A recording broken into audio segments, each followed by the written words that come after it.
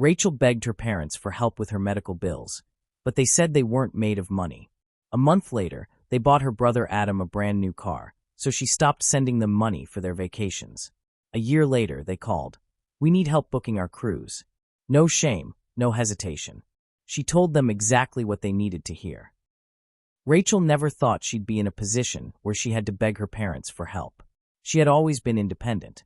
She worked hard, paid her own bills, and never asked them for anything. Even when she was younger, she was the responsible child. She got good grades, held down part-time jobs, and never caused trouble. Her brother Adam was the opposite. Always needing help, always getting into some kind of financial mess, always relying on their parents to bail him out. And they always did. Rachel never resented it. Not really. She figured that was just how it was. Adam needed more, so they helped him more. She was doing fine on her own, so she didn't need it. Then she got sick. She didn't want to go into details, but it was serious. Not immediately life-threatening, but if untreated, it could become dangerous. The treatment was extremely expensive and not covered by insurance. At first, she thought she could handle it alone. She had savings and she tried to stretch every dollar as far as she could, but the costs kept piling up. Medications, specialist visits, procedures. No matter how much she budgeted, she was drowning. She didn't want to ask for help, but she was out of options. So, one evening she called her parents. Mom answered, cheerful as always. "Rachel, sweetheart, it's been a while since you called. How's work?" Rachel swallowed, gripping her phone. "I actually wanted to talk to you about something important." "Oh." She took a breath. "I've been dealing with some medical stuff. The bills are a lot. I was wondering if you could help me out a little." Silence, then a short laugh. "Rachel, honey, we're not made of money." Her stomach dropped. "I know. Sweetheart, you're an adult," Mom interrupted. "You're supposed to handle these things on your own." Rachel gritted her teeth. "I have been, but this is different. This isn't some small expense. I'm struggling." Mom sighed like this conversation was exhausting her. "Rachel, we worked hard to get where we are. We're not in a position to just throw money around." Rachel opened her mouth, then closed it. She didn't know what to say. She had never asked them for money before. Not for college, not for rent, not for anything. And now when she finally needed them, they were acting like she was being unreasonable. "Okay," she said stiffly. "I understand." Mom sounded relieved. "Good. I knew you'd be mature about this." Rachel hung up before she could say something she'd regret. That night, she lay awake staring at the ceiling, replaying the conversation in her head. She wasn't asking for a handout. She wasn't being irresponsible. She was sick. She just needed a little help. But they had shut her down without a second thought. She told herself it was fine, that she'd figure it out on her own. And she did. She worked overtime, cut back on everything she could, took on freelance work on top of her regular job. It was exhausting. It was miserable, but she did it. And then a month later, she found out they had bought Adam a brand new car. Not a used car, not a cheap car, a brand new fully loaded SUV. She only found out because Adam bragged about it in the family group chat. "Adam finally got my new ride. Mom and Dad hooked me up." Rachel stared at her phone, her heart pounding. They weren't made of money. They couldn't afford to help her when she was sick. But they had thousands to drop on a brand new car for Adam. She couldn't stop herself. She called her mom immediately. Mom answered after a few rings, her voice light and unconcerned. "Rachel, what a surprise. Did you see your brother's new car?" Rachel clenched her jaw. "Yeah, I saw." Mom didn't even hesitate before saying he really needed it. His old car was breaking down all the time. He couldn't be driving around in that piece of junk anymore. Rachel's hands were shaking. "So, let me get this straight. You couldn't afford to help me with my medical bills, but you had enough money to buy Adam a new car." There was a pause.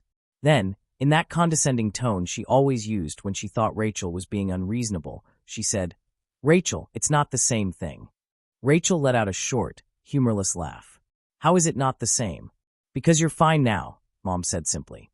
"You handled it. You got through it. And Adam needed a reliable car." Rachel felt something in her snap.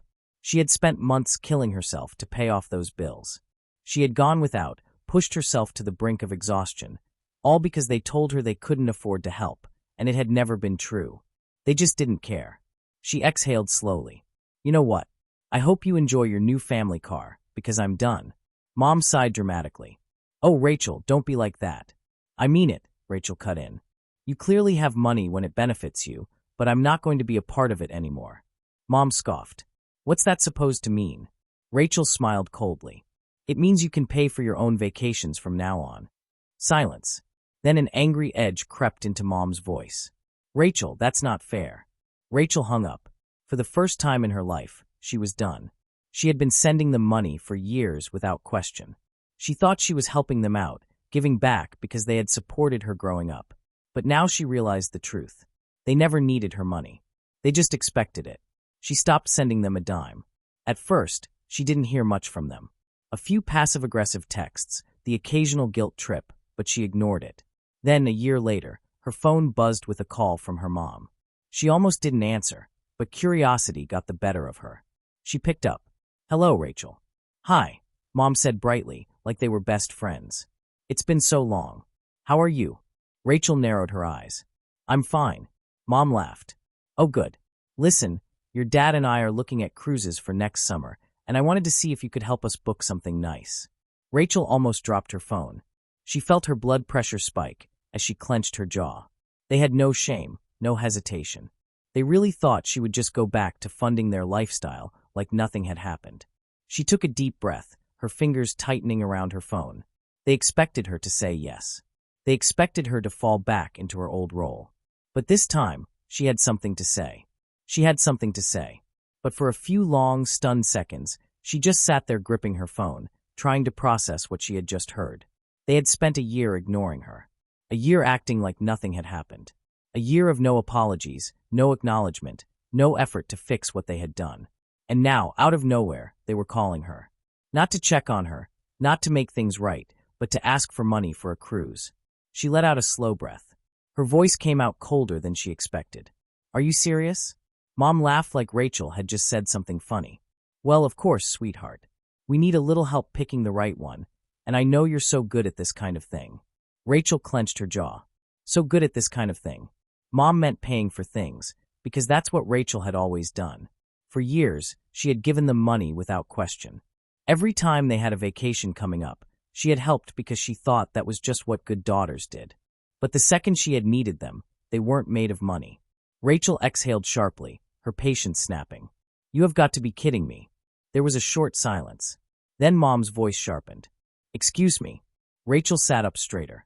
I begged you for help when I was sick. I was drowning in medical bills, and you told me you weren't made of money. She could hear the irritation in Mom's voice. Rachel, that was a long time ago. A year, Rachel corrected. A year ago, you told me you couldn't spare a dime to help me when I was struggling to afford treatment. But now you're calling me expecting me to pay for your luxury cruise.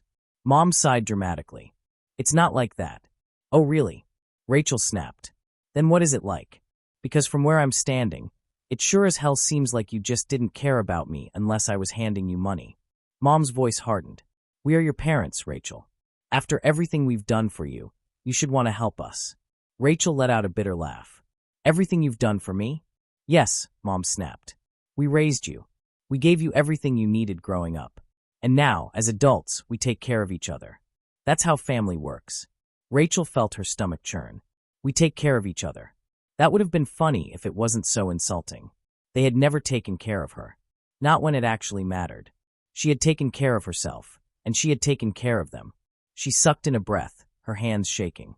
I stopped sending you money for a reason, Mom. Mom scoffed. Oh, we noticed. Good, Rachel snapped. Because I meant it. You're not getting another dime from me. You made it clear who mattered when you bought Adam a brand new car while I was barely scraping by trying to afford medical care. And now you think I'm just going to pretend that never happened. Silence. Then Mom's voice turned icy. I see how it is. Rachel clenched her jaw, waiting. You've changed, Rachel, Mom said, her voice dripping with disgust. You used to be such a good daughter. Rachel felt something in her snap. She stood up, pacing the room. No, Mom. I used to be a doormat. I used to be your personal ATM, and you got so used to taking from me that you didn't even think twice about leaving me to struggle when I needed you the most. She heard a sharp intake of breath. Then Mom hung up. Rachel stared at her phone, her heart pounding. For a moment, she just stood there, stunned. She had expected more fighting, more manipulation. She had braced herself for guilt trips, yelling, endless texts, but Mom had just hung up. And somehow that was worse, because Rachel knew her. This wasn't over. And she was right. The next day, the messages started. Mom, you're being ridiculous. I don't understand why you're acting like this. Dad, Rachel, I don't know what your problem is, but we're your parents. You owe us some respect. Mom, fine. If you're going to be selfish, I'll just tell Adam how cruel you're being. Maybe he'll remind you how family is supposed to act. Rachel rolled her eyes. Right on cue, Adam messaged her too. Adam, seriously, Rachel, Mom's crying. She said you're refusing to help them. Rachel clenched her fist. Of course Mom was crying. Of course she had twisted the story. She hadn't told Adam the real reason Rachel had cut them off. She had just painted herself as the victim. The poor loving mother who couldn't understand why her selfish daughter had suddenly abandoned her. Rachel typed back. Did she also tell you that when I was sick and needed help, they refused?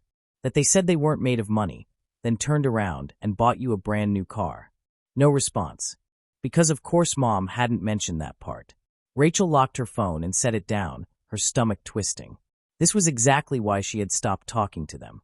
They had no shame, no remorse, no ability to acknowledge what they had done. They didn't care about her. They only cared about what she could do for them, and she had finally stopped playing their game. For the next few days, she ignored their messages. She thought maybe, just maybe, they would give up. But instead, they escalated.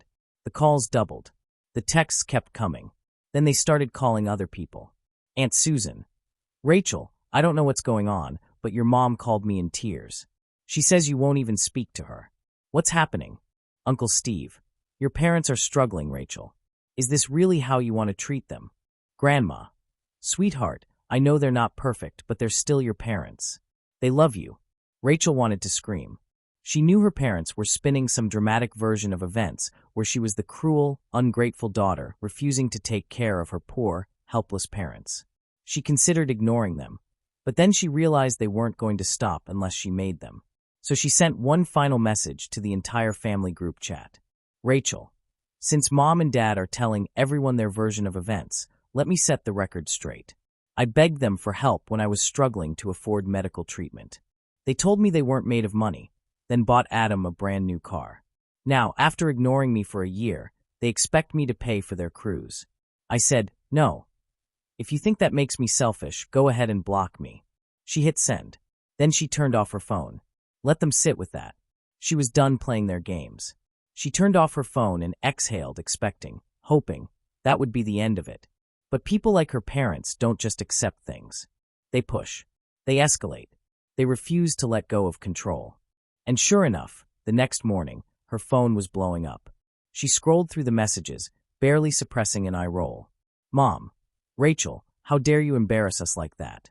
Dad, you just made a fool of your own family to everyone. I hope you're proud of yourself.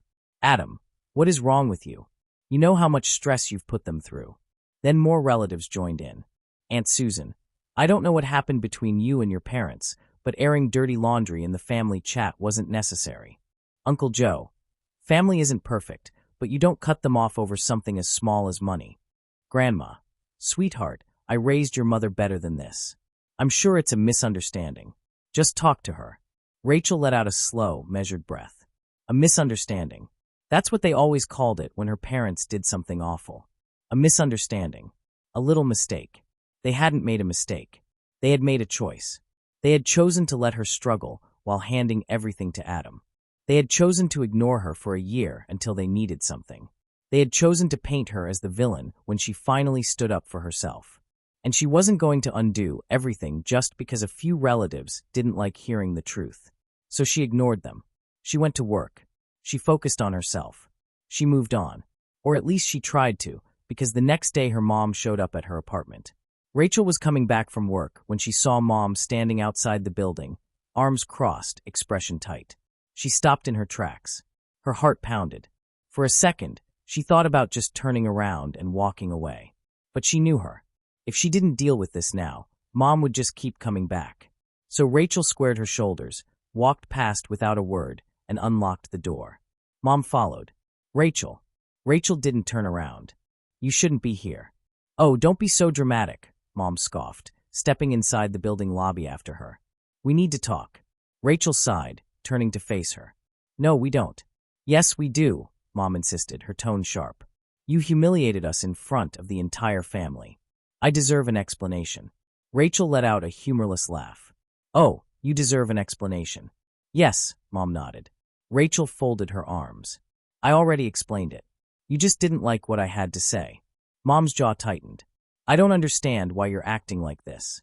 You've always helped us." That was the problem.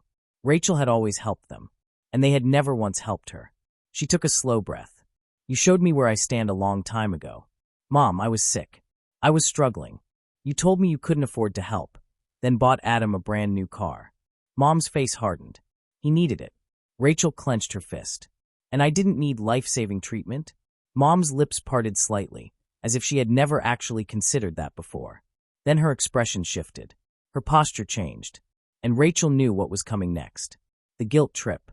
The real reason she was here.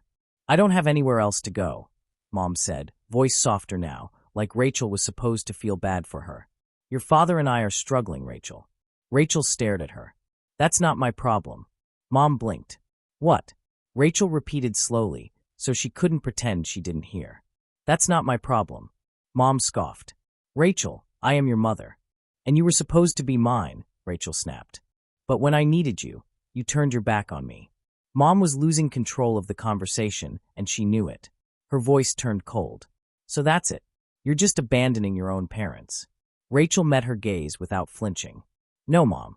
I'm treating you the exact way you treated me." Mom's nostrils flared. "You're going to regret this." "No," Rachel said, calm, certain, final. "I won't." Then she turned around and walked away. Mom stood there for a few seconds, probably expecting Rachel to turn back, to change her mind. She didn't. She went inside her apartment. And when she heard Mom knock again a minute later, she pulled out her phone and called security. "Hi, I have someone trespassing outside my apartment. I need them removed." A few minutes later, Mom was gone. For the first time in Rachel's life, she had shut her down completely. But she knew Mom wasn't done, because when people like her lose control, they don't stop. They double down. And Rachel had a feeling Mom was about to take things even further. Rachel had hoped calling security on her would be the end of it. It wasn't. The next day, her phone wouldn't stop ringing. Blocked numbers. Unknown numbers. Numbers she didn't recognize, but had a very good idea who they belonged to. She ignored them all. Then the messages started. "Believe you did that to me. I'm your mother. Dad, you are a disgrace. We raised you better than this. Adam, wow, you're actually insane. Mom was crying all night because of you. Mom, fine. You don't want to help me? Just say that. But don't come crawling back when you need something. Mom, you will regret this, Rachel." Rachel stared at her phone, exhausted. She had blocked Mom. She had cut them off. She had told them no more times than she could count. But Mom wasn't letting it go. She still believed she had control over Rachel. Rachel put her phone on silent and went about her day pretending not to care. But deep down, she knew this wasn't over. And she was right, because the next day Mom showed up at Rachel's work. Rachel was in the middle of her shift when her manager walked up looking uncomfortable. "Hey, Rachel," she said carefully. "There's a woman at the front asking for you. She says she's your mom." Rachel closed her eyes, took a slow breath. "Of course. She's not here to see me," she said flatly. "She's here to make a scene." Her manager nodded. "Want me to handle it?" "Please." Rachel stayed in the back, heart pounding, as her manager went to deal with her. She could hear muffled voices from the front. Her mother, putting on her best heartbroken act.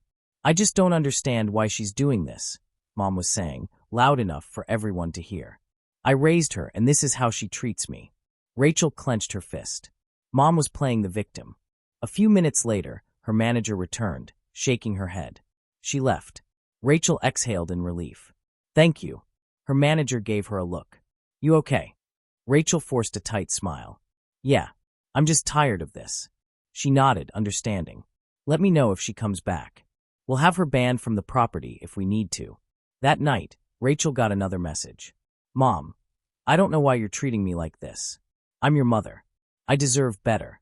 Rachel didn't reply. The next morning, her phone rang. It was her landlord. "Rachel," he said carefully, "your mother just called me." Rachel felt her stomach drop. "What?" "She was asking about your lease," he said. "She claimed she needed to know your renewal date because she's concerned about your financial stability." Rachel let out a sharp breath. "I assume you didn't tell her anything." Of course not, he said. I just thought you should know. Rachel clenched her jaw. If she calls again, tell her nothing. And if she shows up here, call the police. Understood. She hung up, her hands shaking with rage. Mom was trying to dig for information, trying to find a way back into her life, and Rachel was done. She pulled up Mom's contact, unblocked her, and sent one final message. Rachel, don't ever call my landlord again. Don't ever show up at my job again. If you try to interfere in my life one more time, I will file for a restraining order. Do you understand me? She watched as the message went through. Then she blocked Mom again. A few minutes later, Adam called. Rachel picked up, furious. If you're about to defend her, don't bother. He scoffed. She's your mom, Rachel. She's harassing me. He sighed. She's desperate. She just wants to fix things. Rachel let out a bitter laugh. No, Adam. She just wants to keep using me. You're being dramatic. Oh, really? She snapped. Because I don't remember her being desperate to fix things when I was sick and begging for help. I don't remember her calling every day when I was struggling to afford treatment. But now that I cut her off, suddenly she wants to fix things. He was silent. She doesn't miss me, Rachel said coldly. She misses my money. More silence. Then he muttered, You're making a mistake. No, Rachel said. I'm finally doing the right thing. She hung up. And this time, she didn't feel guilty. Thanks for watching. If you enjoyed the story, please like, subscribe, and leave a comment with your thoughts. See you in the next video.